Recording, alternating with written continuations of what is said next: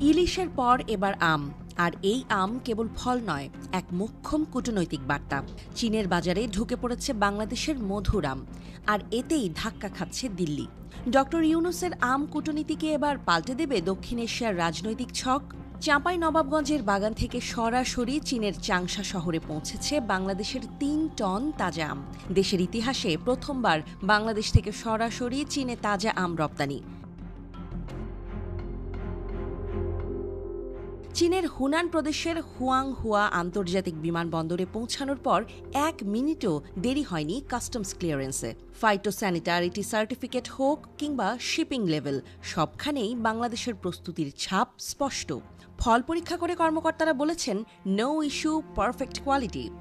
এটা শুধু একটি ব্যবসায়িক সাফল্য নয়, এটি এক নতুন কূটনৈতিক যুগের সূচনা। একসময় যে আম দিল্লিতে পাঠানো হতো উপহার হিসেবে, এখন সেই আমেই কর করে ডলার আসছে বেইজিং থেকে।